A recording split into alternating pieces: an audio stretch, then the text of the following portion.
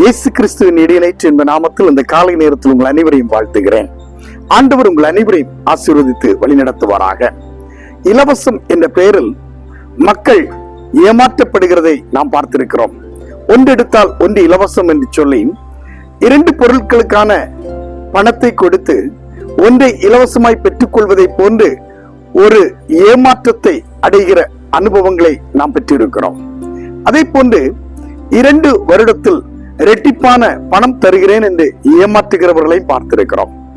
5 வருடத்தில் இரட்டிப்பான லாபத்தை தருகிறேன் என்று சொல்லி ஏமாந்த பலரும் இருக்கிறார்கள். இதே நேரத்தில் பரிசுத்த வேதாகமத்தில் ஆண்டவர் ஒரு வார்த்தையை இப்படியே சொல்லுகிறார். சகரியாவின் புஸ்தகம் 9வது அதிகாரம் 12வது வசனத்திலே, நம்பிக்கையுடைய சிறைகளே அரணுக்கு திரும்புங்கள், இரட்டிப்பான நன்மையை தருவேன், இன்றே தருவேன் என்ற ஆண்டவருடைய வார்த்தைகளை எத்தனை பேர் கவனித்திருக்கிறீர்கள் என்று தெரியாது. ஆனால் இந்த வார்த்தை நமக்கு மிகுந்த ஆசீர்வாதத்தை கொடுக்கிறது. சிறையிருப்பின் நாட்களிலே வேதனைப்பட்ட இஸ்ரவேல் மக்களுக்கு ஆண்டவர் கொடுக்கிற வார்த்தை, இரட்டிப்பான நன்மையை தருவேன். ஆண்டவர் நம்முடைய வாழ்க்கையிலே இரட்டிப்பான நன்மையை தருகிறார் என்றால் நாம் செய்ய வேண்டிய சில காரியங்கள் உண்டு. ஆண்டவரிடத்தில் நம்மை முழுவதுமாய் ஒப்பு கொடுக்கவும் ஆண்டவருடைய சித்தத்தை செய்யவும் நாம் ஆண்டவருடைய பாதத்திலே நம்மை தாழ்த்துகின்ற ஒரு அனுபவத்தை நாம் பெற்றுக்கொள்ள வேண்டும். ஆகவே எனக்கு அன்பானவர்களே, இரட்டிப்பான நன்மையை தருவேன் என்று சொன்ன ஆண்டவர் ஒரு வார்த்தையை மிக தெளிவாய் சொல்லுகிறார். நம்பிக்கை உடைய சிறைகளே. நம்முடைய வாழ்க்கையிலே நம்பிக்கை என்பது மிக முக்கியமானது. நம்பிக்கை நம்மிடத்தில் இல்லாத பட்சத்தில் எந்த நிலையிலும் நம் ஆசீர்வாதத்தை பெற்றுக்கொள்ள முடியாது. அதோடு நின்று விடாதபடி ஆண்டவரிடத்தில் திரும்புகின்ற ஒரு அனுபவம். ஆண்டவரிடத்தில் திரும்புகிறது என்று சொன்னால் நம்முடைய இருதயம் ஆண்டவருக்குள்ளாய் இருக்க வேண்டும். எப்படி வாழ வேண்டும் என்ற முன் மாதிரியை காண்பித்த ஆண்டவர் நம்மை அவரை போல் மாறுவதற்கு ஆண்டவர் அழைக்கிறார். மனித சுபாவத்திலிருந்து கடவுளுடைய சாயலிலே நாம் மாற்றப்பட வேண்டும். கடவுளுடைய சாயலிலே உருவாக்கப்பட்ட மனிதன் இன்று மனித சுபாவத்திற்குள் சென்றிருக்கிறான். அந்த மனித சுபாவத்திலிருந்து கடவுளுடைய சாயலிலே அவருடைய சுபாவத்திற்குள்ளாக நாம் மாற்றப்பட வேண்டும்.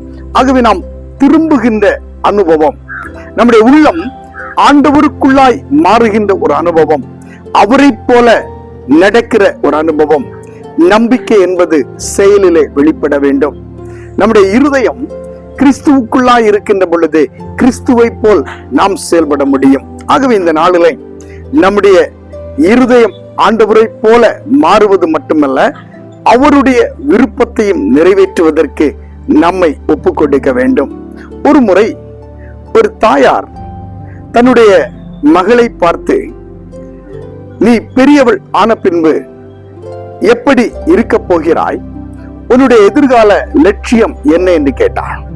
அதற்கு அந்த சிறுமி ஒரே வார்த்தையில் பதில் சொன்னாள், நான் பெரியவர் ஆன பின்பு உங்களை இந்த வீட்டை விட்டு துரத்துவதுதான் என்னுடைய வேலை. நான் பெரியவர் ஆன பின்பு உங்களை இந்த வீட்டிலிருந்து வெளியே துரத்துவதுதான் என்னுடைய வேலை. திடுக்கிட்டு போன தாயார் ஏன் என்று கேட்ட பொழுது அந்த சிறுமி சிரித்துக் கொண்டே சொன்னாள், சில வருடங்களுக்கு முன்பு என்னுடைய பாட்டியை இந்த வீட்டிலிருந்து நீங்கள் துரத்தினீர்கள். அதற்கு என்னுடைய அப்பா ஒரு வார்த்தையும் சொல்லவில்லை. உங்களுடைய வார்த்தைக்கு கட்டுப்பட்டு நீங்களும் என்னுடைய அப்பாவுமாய் என்னுடைய பாட்டியை இந்த இல்லத்திலிருந்து துரத்தினீர்கள். அவர்களுக்கு நீங்கள் இப்படி செய்தால் நான் பெரியவள் ஆன பின்பு நானும் உங்களை இந்த வீட்டை விட்டு துரத்த வேண்டும் என்பதுதானே அதற்கு அர்த்தம். நீங்கள் செய்ததுதான் நானும் செய்ய போகிறேன். இன்னும் நான் வளர்ந்து பெரியவர் ஆன பின்பு எனக்கு திருமணமாகும், பிள்ளைகள் பிறக்கும். அப்பொழுது நான் உங்களை இந்த வீட்டிலிருந்து துரத்தி வெளியே விட்டுவிட்டு நானும் என்னுடைய குடும்பமாய் மகிழ்ச்சியாய் இருப்போம், என்னுடைய பிள்ளைகளுமாய் சந்தோஷமாய் இருப்போம். இதைத்தான் நானும் செய்ய போகிறேன். இதை கேட்ட அன்பு தாயார் மனதிற்குள் வேதனை கொண்டார்கள். தான் செய்த தவறை உணர்ந்து கொண்டார்கள்.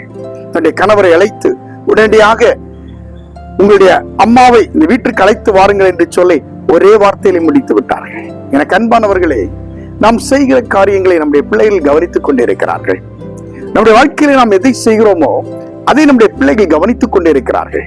நாம் செய்கிற தவறுகளை அவர்களும் செய்வார்கள். அந்த நேரத்தில் அவர்களுக்கு நாம் கொடுக்கிற தண்டனை மிக பெரிதாய் இருக்கும். ஆனால் அதே தண்டனையை நாம் பெற்றுக்கொள்ள வேண்டியது என்பதை நாம் மறந்து போகிறோம். இன்று நம்முடைய செயல்களை, நம்முடைய சுபாவங்களை நம்முடைய பிள்ளைகள் பார்த்து அதன்படி நடக்கின்ற நேரத்தில் நாம் வேதனைப்படுகிறோம். அதே தவறை நாம் செய்தோம் என்பதை நாம் மறந்து போகிறோம். ஆகவே இந்த நாளிலே நம்பிக்கையுடைய சிறைகளை அரணுக்கு திரும்புங்கள் என்று ஆண்டவர் சொன்ன வார்த்தையை நினைத்து பார்ப்போம். நம்பிக்கையோடு கர்த்தரிடத்தில் நாம் திரும்புவோம். நம்முடைய சுபாவங்களை மாற்றி பாவங்களை களைந்து அவருடைய சித்தத்தை செய்வதற்கு நம்மை ஒப்புக் கொடுப்போம். ஆண்டவர் உங்கள் அனைவரையும் ஆசீர்வதிப்பார். இந்த 2 நாட்கள் உங்களுக்கு ஆசீர்வாதம் மிகுந்ததாய் இருக்கும். ஆண்டவருடைய வழிநடத்தல் உங்களோடு கூட இருக்கும். ஒவ்வொரு நாளும் ஆண்டவருடைய விருப்பத்தை நிறைவேற்றுவோம். ஆண்டவர் உங்களை இன்னும் அதிகமாய் இரட்டிப்பான நன்மையோடு உங்களை வழிநடத்துவார். ஒரு நிமிடம் ஆண்டவரை நோக்கி ஜெபிப்போம். கிருபையா எங்களை நேசிக்கிற எங்கள் பரலோகத்து நல்ல ஆண்டவரே, ஆசீர்வதிக்கப்பட்ட இந்த நேரத்திற்காக நன்றியோடு மை துதிக்கிறோம், மை ஸ்தோத்திரிக்கிறோம். நம்பிக்கையுடைய சிறைகளை அரணுக்கு திரும்புங்கள், இரட்டிப்பான நன்மையை தருவேன் என்று சொன்ன ஆண்டவருடைய வார்த்தைகளை நினைத்து ஆண்டவரே உமக்கு நன்றி செலுத்துகிறோம். நீர் கொடுக்கின்ற இரட்டிப்பான ஆசீர்வாதத்தை பெற்றுக்கொள்ள எங்களை நாங்கள் தகுதிப்படுத்த ஆண்டவர் கிருபை செய்யும். உம்முடைய நன்மையை நாங்கள் சுதந்திரித்துக் கொள்வதற்கு, உம்முடைய சாயலிலே நாங்கள் மாற்றப்படுவதற்கு ஆண்டவர் எங்களை கிருபை செய்யும். 2 நாட்கள் வாழ்வுக்கு ஆசீர்வாதம் நிறைந்ததாய் இருக்கட்டும். உம்மை தரிசிக்கின்ற தரிசனங்களை நாங்கள் கண்டுகொள்ள, உண்மையிலே நாங்கள் முன்னேறி சொல்ல ஆண்டவர் கிருபை செய்யும். குறைவுகளை நிறைவாக்கி தாரும். தெய்வீக வழிநடத்தல் பாதுகாவல் எங்கள் அனைவரோடும் கூட இருக்கட்டும். இயேசு கிறிஸ்துவின் வழியாய் வேண்டுகிறோம். ஜெபம் கேளும் நல்ல பிதாவே, ஆமென். கிறிஸ்தேசுக்குள் என மிகவும் பிரியமானவர்களே, இந்த காலை நேரத்தில் ஒரு முறை கூட உங்கள் அனைவரையும் வாழ்த்துகிறேன்.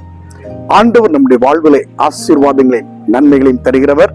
இரட்டிப்பான நன்மையை கொடுப்பேன் என்று வாக்கு கொடுத்தவர் நிச்சயமாய் அதை நிறைவேற்றுவார்.